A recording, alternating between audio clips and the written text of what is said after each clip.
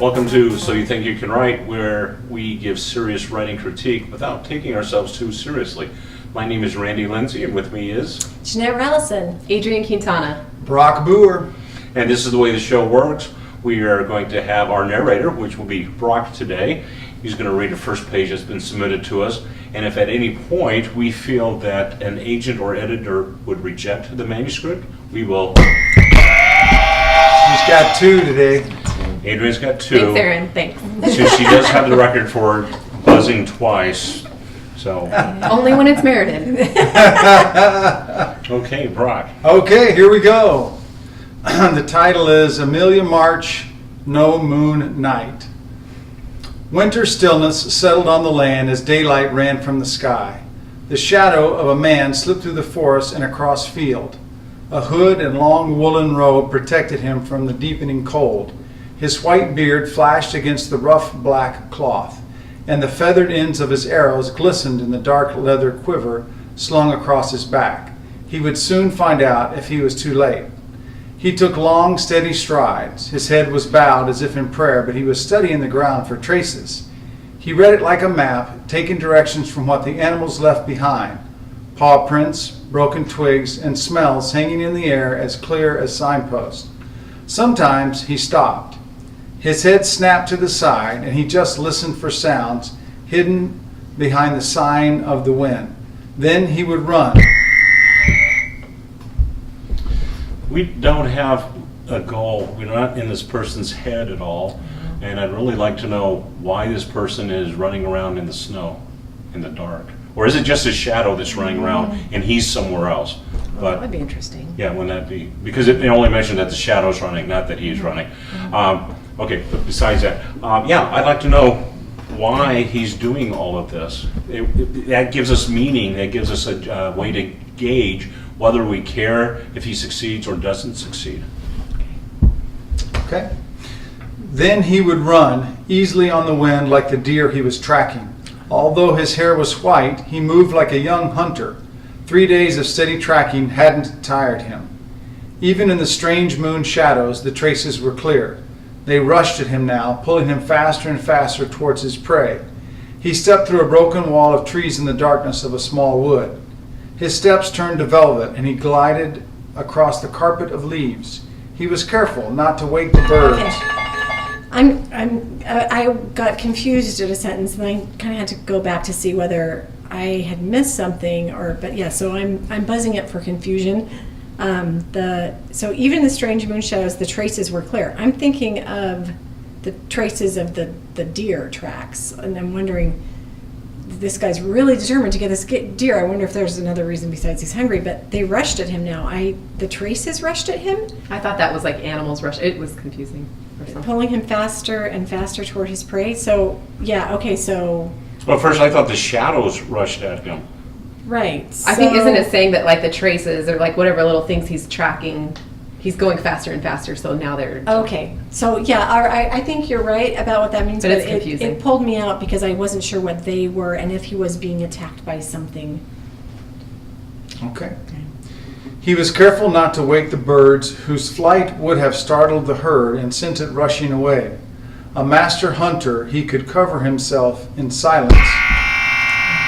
I'm just going to buzz that one for telling us he's a master hunter when that's what this whole page has been showing us. And so I don't think you need to tell us after you've already shown us. Okay. He knew the 12 winds, a master hunter, he could cover himself in silence and move so slowly as to be invisible. He knew the 12 winds, and the one that blew in his face carried his scent away from the herd. Interesting.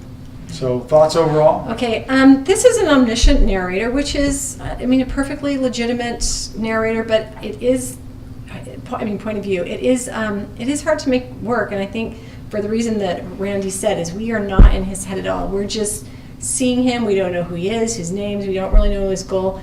I was actually a little disappointed when I found out he was just tracking a deer because it's like, Like, why do we care? Yeah, it's a deer. yeah, like, oh, I thought he was maybe doing something important, but tracking a deer just sounds like, well, he's hungry and it's time to go track the deer. I'm hoping there's more to it than that because he's been doing it for 3 days, but still, how important can a deer be? Unless it's an enchanted deer that it was his daughter. But if we were in his mind, then we could know why it's important and sort of maybe get a feel for a goal, but we don't. So I might suggest that you not have this omniscient point of view, but put it from his point of view. And a lot of times with fantasies, they'll start out omniscient and then go to more third-person point of view. So I'm assuming that that's what you're doing, and I hope that you get us into that third-person point of view fast. I do want to say that I think that the narrators, or the tone of it, is really strong for fantasy. Right. Good description. It's really beautifully written. It's not too much. It's not too little. Very lyrical. Yeah, it's really lyrical. And I think I didn't have any issue picturing most of it, except for that they rushed at him now. Like, it pulled you in that way, so it was really strong that way. But I think, same problem, it didn't have a really strong goal. I think hunting isn't a really strong goal. Right. Well, I mean, right. and that's what you want to do on a first page, is you want to establish setting. And really, we don't know the setting. We don't know if this is a modern age hunter hunting deer, or it could be an Indian, on the plains hunting a deer, or it could be a cave. It had that feel, anything. for sure, very Native American feeling, a lot of the things that were said. Which is why I included that in there. But we don't know for sure. We don't know who the character is. We don't know the setting. We don't know why this book is so cool that we want to read it above all other books. I want to say something else about this, is that I don't think we've seen the main character yet, because this is YA fantasy and we've got an old man on the first page, so that can be a bit of a problem. What's wrong with being an old man? No, it didn't say he was old. It said he had white hair, and so we're just assuming. And he's a master. Well, yeah, that's a good point. But I'm feeling like he's an old man. So if he's not, then we're not seeing the main character of a YA fantasy. Okay, so I take exception to the fact that they call him a master hunter, and he's been hunting this deer for 3 days and hasn't caught him. So I don't know if he's a master hunter or not. To me, it's too much passive voice. I would challenge the reader to go back and rewrite this in more active voice. Yes, I agree with the things you talked about with the fantasy genre, that this is very lyrical, good, etc. But maybe for exercise purpose, go back and try to write it more in media res, active voice. Put us in the moment a little bit more in the character's viewpoint. Maybe even write it first person and see how that goes. Just play around with it a little bit. So anyway, that'd be my thoughts. Excellent. Anyone else have any comments? I think we're ready. There is. I do. Okay. I see in a lot of new. I mean, this was not an inexperienced writer, but I see a lot of inexperienced writers overuse the word as. So when we first got winter stillness settled on the land as daylight, I went, oh no, it's going to be another one where we get as every other sentence, and it wasn't. But I'm just saying, I would be careful about using the word as in your first sentence.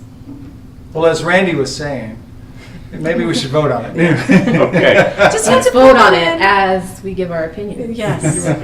All right, I'm going to start, and I'm going to give that a right, because I am not interested in reading a story about hunting deer, and especially if I don't know who the character is. So I feel it needs a substantial amount of work on story, or bringing the story up front right away. It is lyrical. It does sound very nice. Yeah. It seems very cinematic. Like if this was a movie treatment and this is what we're seeing, then that's awesome, because you can't be in a character's head, so they can only give you cool visual effects. And this was a cool visual, but yeah, I want to be in his head too. I'm gonna say set, because I think a lot of this could stay. I just want more internal thought so that we know who this character is. Yeah, that's really hard, because So I don't want to hard. say right on something that's this real well written, but I think Randy, I kind of agree with Randy on this, where I would rather have this level of writing with something completely different on the first page, or if he's hunting another character or something. I don't know. I even though it was beautifully written, you kind of lost me, because there wasn't a really strong goal, and I don't know if I would turn the page, because Well, I don't care if he catches the deer. I'm assuming it must be a magical enchanted deer. Maybe that's because otherwise you wouldn't have put it on the first page. Yeah, and if you would say magical enchanted deer, then I would keep reading. Yeah. But I wasn't even 100% sure. I didn't look at the genre first. Or a zombie deer. Make it a zombie deer. Zombie deer, I would be all in. Yeah, those were Okay, do I those get to vote? choices. No, sorry. Poor Brock. Zombie deer, we want that in the background. Okay, enough of zombie deer. You know what? I would say right on this one. Again, I agree with the strong prose and the imagery is all good. But I think you need to take this, like I said, and write it from some different points of view. Write the same scene using a more active voice. Play around with this a little bit more. Because obviously you're a good writer, you just haven't found the right place to start this story and the right way to tell this story. So my vote is also a right. Okay, so did we get it right? Go ahead and comment below. Let us know if you agree with our assessment or disagree, and Let us know if you like zombie deer better. absolutely. Ask Or us what enchanted happened deer. to Aaron. Or maybe you wish Where's the deer Aaron? were hunting the hunter instead. I'm not sure. Aaron is MIA getting his MBA. That's where he is. Yes, and we miss him. MIA. I like that. Is this are you going to be talking in letters from now on? Yeah.